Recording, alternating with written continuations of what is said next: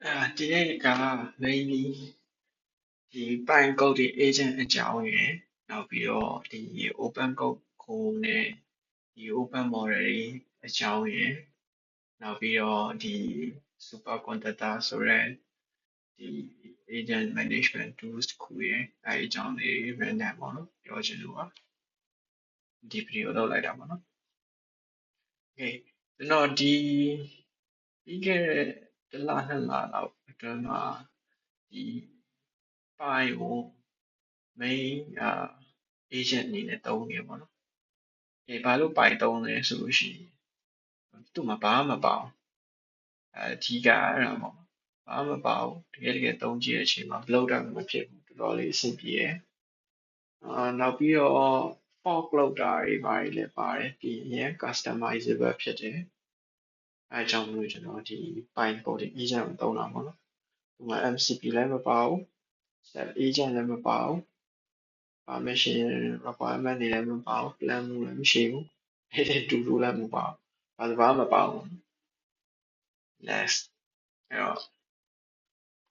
okay ဒီမှာအဲ့တော့စမ်းကြည့်အောင်ဘာလို့ဆိုပြကြတယ် okay ကျွန်တော်ဘယ်ကောင်နဲ့သုံးနေလဲဆိုလို့ရှိရင်အခုကဒီပိုင်ကို open code ကိုပေါ့နော်$9နဲ့ဒီမှာဘာတွေပါလဲဆိုလို့ရှိရင်ဒီမှာ GLM Kimi ဒီ model တွေပါတယ်ပေါ့နော်ကျွန်တော်အဓိကသုံးပြတာကတော့Kimi အဓိကသုံးပြတယ်ဘာလို့လဲဆိုတော့သူက vision ပါတယ် GLM ကတော့ performance တွေရတော့သူကကောင်းတယ်ဒါပေမဲ့ပြဿနာသူ့ကိုသုံးကြည့်တဲ့အချိန်မှာကျွန်တော်တိတ်မကြိုက်ဘူးပေါ့နော် Kimi ကတော်တော်လေးအဆင်ပြေကျန်တဲ့ကောင်တွေစမ်းကြည့်ရကျန်တဲ့ကောင်တွေတိတ်အဆင်မပြေဘူးDeepSeek လည်းတစ်ခါတလေသုံးတယ်ဒါပေမဲ့ DeepSeek ကိုကြတော့ဒီကနေမသုံးတော့ဘဲねကျွန်တော် API DeepSeek website ကနေ API ဆက်လက်လုပ်ပြီးတော့ဒီခါနဲ့တင်သုံးလို့ပေါ့နော်ဒီ Pine နဲ့ဒီ Open Code ကိုဘာကြောင့်သုံးလဲဘယ်လိုသုံးလဲဆိုရင်ဒီမှာ article လေးတစ်ခုရှိရပေါ့နော်သူရေးထားတဲ့ article လေးကတော်တော်ကောင်းတယ်အဓိကပြဿနာကဘာလဲဆိုလို့ရှိရင်ဒီ Claude တို့ ChatGPT တို့ကတဖြည်းဖြည်းနဲ့ဈေးကြီးလာပြီးတော့100တဲ့လောက်ဒါမှမဟုတ်လို့ရှိရင်200တဲ့လောက်မှတကယ် heavy သုံးတယ်ဆို200တဲ့လောက်မှအဆင်ပြေမှာပေါ့နော်ဒီ open code ကိုလိုမျိုး open model တွေနဲ့ကောင်နေဆိုရင်ဈေးသက်သက်သားနဲ့ပထမလမှာ$9ပေါ့နော်ပုံမှန်ထားပါတော့10ဆိုရင်ကျွန်တော်စဉ်းစားကြည့်အကောင့်3ခုဆိုလို့ရှိရင်30နဲ့3ခုဆိုလို့ရှိရင်ဒီ total model တွေ200တဲ့ limit လောက်ဖြစ်သွားမယ်ထင်တယ်အဲ့လောက်ဒီမှာသုံးလို့ရလိမ့်မယ်performance နဲ့ quality ကတော့ SOTA model တွေကတော့ပိုကောင်းမှာပေါ့ဒါပေမဲ့ဒီကောင်တွေကလည်းအရင်လိုသုံးလို့အဆင်မပြေတဲ့ stage မဟုတ်တော့ဘူးပေါ့နော်တော်တော်လေးအဆင်ပြေလာတယ်ကျွန်တော် experience ရဒီ article လေးတော်တော်ကောင်းတယ်ဂျပန်လိုရေးထားတယ်ကျွန်တော် translate လုပ်ပြီးတော့ဖတ်ကြည့်ရပါတော့သူသုံးတဲ့reasoning တွေပြီးတော့သူ approach လုပ်တဲ့ပုံလေးတခြားသူ agent MG ဆက်လက်လုပ်တာလေးရောစိတ်ဝင်စားဖို့ကောင်းတယ်ပေါ့တခြားသူသုံးတဲ့ tools တွေရောရှိပါ okay အဲ့ဆိုရင် Pine ကိုပြန်သွားလိုက်ပြီပထမဆုံးကျွန်တော်တို့ Pine ကို install လုပ်ပြီးဆက်လက်လုပ်ပြီးမှ login ဆိုလို့ရှိရင်သူက subscription နဲ့လား API key နဲ့လားဆိုပြီးရှိရပေါ့နော်open code ကိုက API key ပေါ့နော်open code ကို set လုပ်subscribe လုပ်ပြီးတော့ API key ရပြီပြီး user API key လုပ်လို့ရမယ်တကယ်လို့ကိုကweb သုံးနိုင်သေးဘူးစမ်းပြီးတော့အဲ့လိုမျိုး free ရတာလေးနဲ့ပဲသုံးချင်တယ်ဆိုလို့ရှိရင်ဒီ Bitbucket free model တွေစမ်းပြီးသုံးကြည့်ပေါ့နော် user API key နဲ့ဒီ open code မှာ API key သွား create လုပ်ပြီးမှ account တွေသုံးလို့ရပါတယ်ကျွန်တော်ကတော့ configure လုပ်ပြီးတော့ဒီကောင်ကို setup မလုပ်တော့ဒီမှာကျွန်တော် setup လုပ်ထားတဲ့ skill တွေprompt တွေ extension တွေရှိရပေါ့နော်ဒါတွေကရေးကြည့်ပေါ့နော်လောဆယ် example လေးပြချင်လို့ okay hello ဆိုပြီးတော့ကျွန်တော်ဒီမှာ G-Suite V4 High V4 Pro High နဲ့ဒီတိုင်း hello ဆိုပြီးပြောလိုက်တာပေါ့။ဘာပြချင်တယ်လဲဆိုတော့ဒီမှာပါတဲ့ကျွန်တော်ကြိုက်တဲ့ဒီ fog တို့ clone အဲ့လိုမျိုးပေါ့နော်အဲ့လို feature တွေ create a new fog from previous user message ဆိုပြီးတော့ဘယ်ကနေပြီး fog လုပ်မှာလဲ hello ကနေ fog လုပ်မှာဆိုရင်ဒီမှာ hello ကနေပြီးတော့new session bring လုပ်သွားပါတော့ resume လုပ်ချင်တယ်ဆိုရင် /resume ပြီးရင်အရင် history ကနေမှဒီမှာပြန်သွားမယ် fog လုပ်မယ်အဲ့တော့ I am search ကနေ fog လုပ်လိုက်မယ်ဆိုရင်ဒီအပေါ်ကmessage history ပြန်ယူလာပြီးတော့ဒီမှာ fog လုပ်မယ်ပေါ့နော်ဒီမှာ session ဆိုပြီးရိုက်လိုက်လို့ရှိရင် session နဲ့ပတ်သက်တဲ့ information တွေရှိမယ်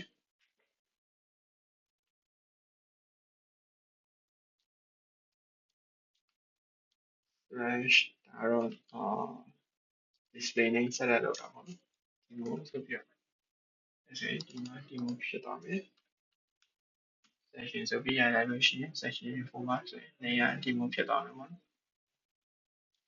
အဲ့ဒါလေးရှိရင်ပြီးဒီလက်ရှိကောင် clone လုပ်လို့ရတာပေါ့နော်ဒီဟာလေးပါမယ်နောက်တခြားဘာရှိသေးလဲဆိုရင်ကောင်းတာသူကextension ecosystem extension တွေရှိ package extension တွေ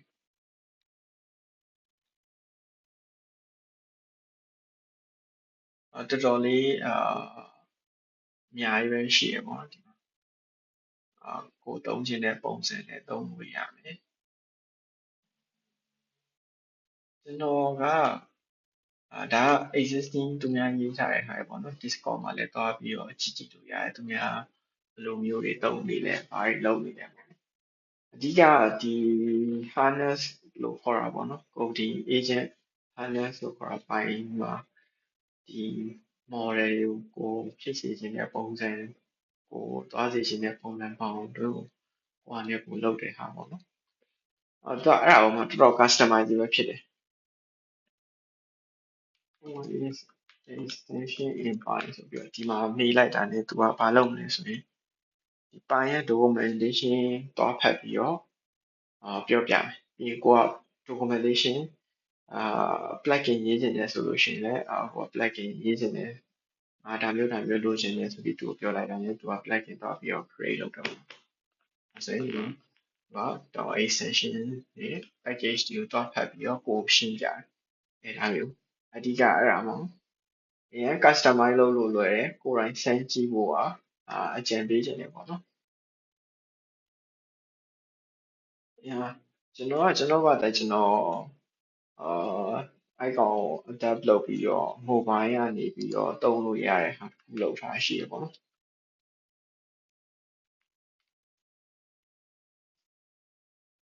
fully တော့မသိသေးဘူး by web ဆိုပြီးတော့ remote control ပေါ့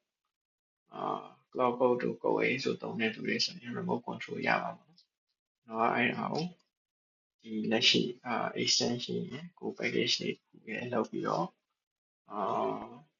ဒီ scanner ကနေပြီးတော့လှမ်းပြီးသုံးလို့ရအောင်စမ်းပြီးတော့လုပ်ထားပါဘူးrelease တော့မလုပ်ရသေးဘူးစမ်းသုံးကြည့်ရမယ်ဆိုလို့ရှိရင်ဒါကို copy ပို့ပြီးတော့ငါ့ကိုဆက်လက်လုပ်ပေးဆိုပြီးတော့ပြောလိုက်ရတယ်maybe စမ်းကြည့်လိုက်ဒ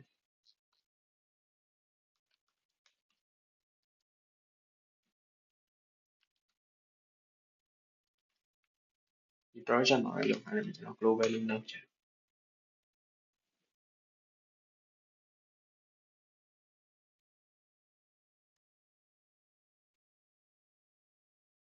အရင် flexible ဖြစ်တယ်ဒီလိုမျိုးသူ့ကိုပဲတော်တော်များများခိုင်းလို့ရတယ်ပေါ့နော် extension တွေ skill တွေအားစသူကုန်ဖတ်ပြီးတော့သူကုန်လောက်သွားလိမ့်မယ်ပြီးတော့ရင်ဒီဟာစောင့်နေတော့မှဒီ super conductor ဆိုတာလေးပြောရလို့ပေါ့နော်ခုနောက်ပိုင်း clock ကဘာဖြစ်လာလဲဆိုတော့သူ HANA clock ကုန်မှာမဟုတ်ဘဲနဲ့ပိုင်းမှာဆိုရင်သုံးလို့မရဘူးပေါ့နော်သူ model ကိုသုံးလို့ရှိရင် API rate နဲ့သုံးရမယ်ပါညာနဲ့အဲ့လိုမျိုးဖြစ်လာတယ်အဲ့တော့ အရင်တော့ကျွန်တော် contact tag ဆိုတဲ့ tools တုံးတာUI နဲ့ဆိုလို့ရှိရင်ခုနောက်ပိုင်းတော့ကျွန်တော်ဒီ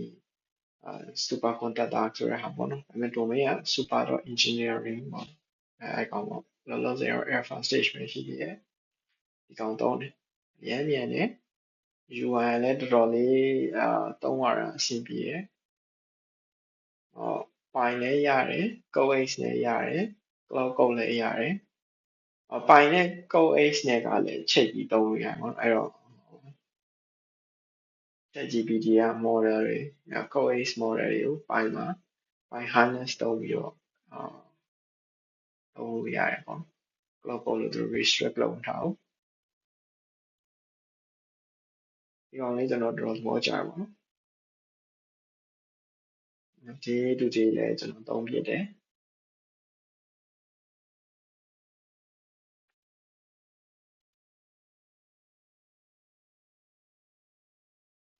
ကျွန်တော်အခုလောလောဆယ် DeepSeek သုံးတာဆိုတော့တစ်ချက်ရှိက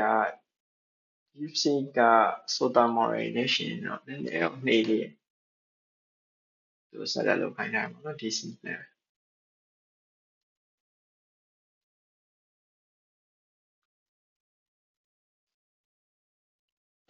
အဓိကကျွန်တော်ဒီ open code ကိုနဲ့ဒီ open model တွေဘာလို့ပြောင်းသုံးဖြစ်လဲဆိုတော့လောလောဆယ်ဒီ Claude တို့ ChatGPT တို့ကသူတို့က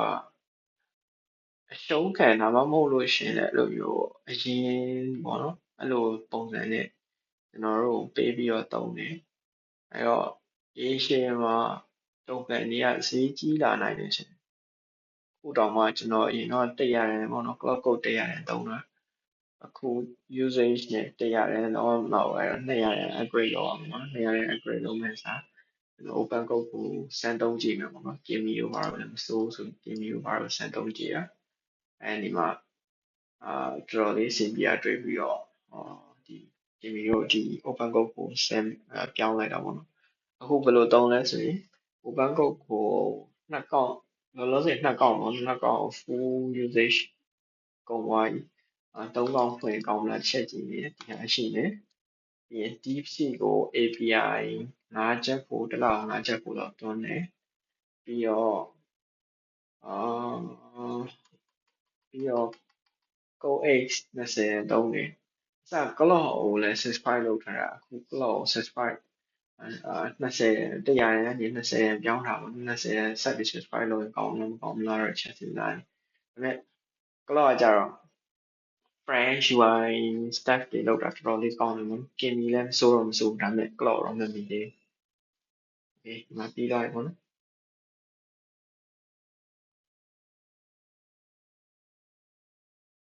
ဒီမှာinstall လုပ်လိုက်တဲ့ဒီလိုမျိုးဆိုပြီးပြောတော့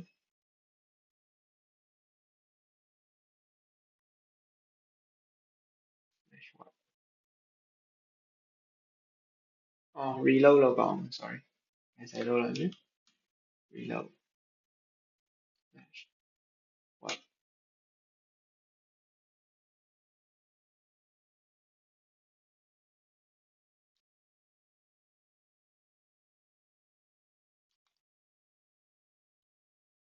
ကျွန်တော်ဒီဟာက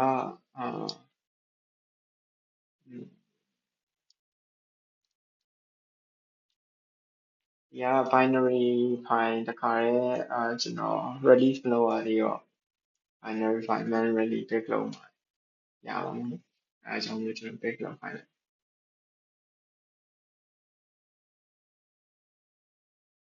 အဓိက /web လို့ခေါ်လိုက်တာနဲ့လက်ရှိဒီ current session ကိုbrowser မှာသွားပြီးတော့ဖွင့်ပါပေါ့နော် /mobile ဆိုရင် QR code ပြလာမယ်ကိုက disk connect လုပ်ထားမယ်mobile မှာလည်း disk connect လုပ်ထားရင် QR code ကို scan လိုက်တာနဲ့ disk ID နဲ့ on နဲ့တွားပြီးချိန်မယ်ဒီ refresh ဆိုတာကကြတော့ web ကဒီခိုင်းထားတဲ့အကောင့်တွေကိုတွားပြီးတော့ပြအောင်ဒီမှာ export ဆိုတာလည်းရှိအဲ့ဒီချက်ရှိ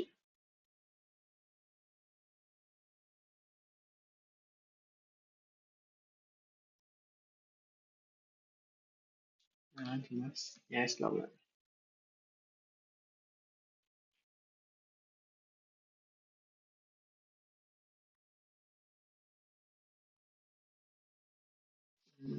ပေါ်သွားပြီပေါ့နော်ကျွန်တော်တခြားဘက်မှာဖွင့်ထားဖြစ်တဲ့အတွက် Safari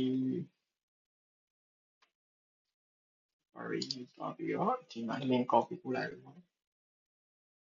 ဒါကကြတော့ကျွန်တော် test connect လုပ်ထားရင်127 institute.1 နဲ့တောင်းအောင်ဒီမှာဆိုရင်ဒီမှာ web ကနေပြီးတော့ခိုင်းလို့ရတယ်ပေါ့နော်ဒီကျွန်တော် site by site ပြလိုက်ပို့ရှင်းသွားတယ်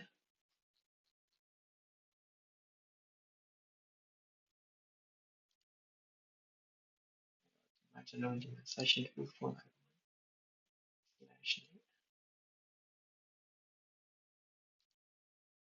hello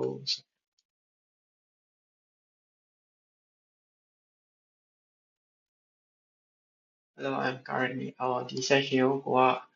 တာမီနယ်ကနေ resume လုပ်ချင်တယ်ဆိုလို့ရှိရင်လုပ်လို့ရမယ်နောက်ထပ်တာမီနယ်တစ်ခုဖွင့်လိုက်မယ် find the dash section ဆိုပြီးတော့ copy ကိုလိုက်ဒီမှာဒီဆက်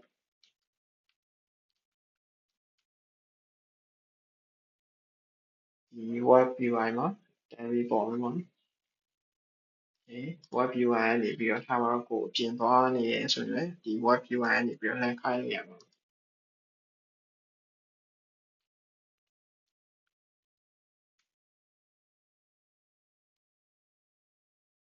web ကနေပြီးတော့ပိုင်ကိုလောလောဆယ်က sync မဖြစ်သေးဘူးပေါ့နော်ဖြစ်အောင်ဆိုရင် refresh ဆိုတဲ့ဟာလုပ်ပြရတယ်user မှာတော့ဒီတစ်ချက်ကြည့်ပြီးတော့ refresh လုပ်စရာမလိုအောင်လုပ်လို့ရမယ်ချက်ကြည့်အောင်ပေါ့နော်ဒီမှာဆိုပြီးတော့ပိုင် refresh လုပ်လိုက်တာနဲ့ sync ဖြစ်သွားမယ်ပေါ့နော်အဓိကဒီ section မှာ resume လုပ်တာနောက်ပြီးတော့ပိုင်မှာက check ဒီလို share ကိုအချင်းချင်းပေါ့နော် share လုပ်လို့လည်းရတယ် share ဆိုပြီးတော့ဘာလုပ်မလဲဆိုတော့ private gist လုပ်မယ်private gist ကprivate gist ကဒီ conversation history နဲ့simple HTML CSS JavaScript ပါမယ်ပေါ့နော်အဲ့ကောင်ကိုဒီပိုင်ဒီ py.dev မှာချင်းချင်း share လို့ရမယ်ဒါပေမဲ့ py.dev ကဒီကိုယ့်ရဲ့ message တွေကိုမမြင်ဘူးမသိဘူးသူက friend site မှာပဲဒီကောင်တွေအကုန်လုံး rendering လုပ်တာပေါ့နော်အဲ့တော့ကိုကအချင်းချင်း dev လုပ်တာဒါမှမဟုတ်လို့ရှိရင် flow တွေPR မှာဒီလိုအမြဲတင်ရမယ်ပါညာဆိုလို့ရှိရင်အချင်းချင်းဒီhandles ကိုဘယ်လိုမေးလဲပေါ့နော် agent တွေဘယ်လိုမေးလဲအဲ့ကြည့်ချင်တယ်ဆိုလို့ရှိရင် submit လုပ်ရမယ်ဆိုတဲ့ဟာမျိုးလုပ်လို့ရတယ်ဒါတာမီနယ်ကလောက်တာပေါ့အဲ့လိုမဟုတ်ဘဲနဲ့ကျွန်တော်တို့ဒီမှာweb UI လုပ်မယ်ဆိုရင်လုပ်လို့ရတယ်ပေါ့နော်ဒီမှာ copy check ဆိုရင် just copy preview copy က preview ရတယ် okay အဲ့ဒါပြီးတော့ဒီမှာ session list ဆက်သွားလိုက် hi ဆိုပြီး run လိုက်မယ်ဒီမှာတွေ့လားကျွန်တော် run လိုက်တာနဲ့ agent run နေရဆိုရင်ဒါမျိုးတန်းပြီးတော့သွားမှာပေါ့နော်hey what's up ဒီမှာပြီးသွားပြီဆိုရင်ဒီမှာရှိရောပေါ့corporate လည်း agent တွေအများကြီး run ထားပြီးတော့ list မှာကြည့်ပြီးတော့ process လုပ်ချင်တယ်လုပ်လို့ရတယ်ဆိုပြပြရပါပိုင်နဲ့ပဲဒီကောင်ရေးထားတာပြောရရင်ဒီ UI ကလည်းသူ့ရဲ့UI ကို inspire ယူပြီးတော့ကျွန်တော်နည်းနည်း tweak လုပ်ထားပါတော့ဒီ import လေးထည့်တာ path လေးထည့်တာနောက်ပြန်ကြရင်ဒီမှာtree လေးပါလေးထည့်တာအဲ့လိုပုံစံမျိုးလေးနဲ့တခြား idea လေးလုပ်ချင်တာတွေရှိရပေါ့နော်နောက်ပြီးတော့ဒီမှာ thinking မပြနဲ့ tools မပြနဲ့ဆိုလို့ရှိရင်ဒါမျိုးလာတာဒါမျိုးလေးရှိမယ် thinking ရောပြမယ် tools ရော do outputs ရောဆိုရင်အကောင်တွေရောပြမယ်ဆိုရင်ဒါမျိုးရှိရနောက်ပြီးရင်ဒီအပိုင်းကိုပုံစေချင်တယ်ဆိုရင် copy ကူးပြီးတော့user ဖွင့်လိုက်တာနဲ့ hello highlight လုပ်သွားမယ်hi ကို highlight လုပ်ခိုင်းလိုက်ဖွင့်လိုက်မယ်အဲ့ဒီမှာ highlight လုပ်သွားပြီးတော့ဒီ link ကိုသွားတယ်ပေါ့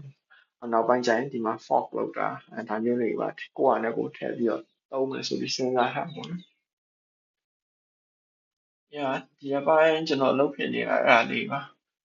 တကယ်တော့ကိုကမြန်မာနိုင်ငံမှာပဲcode agent နေသုံးဘူး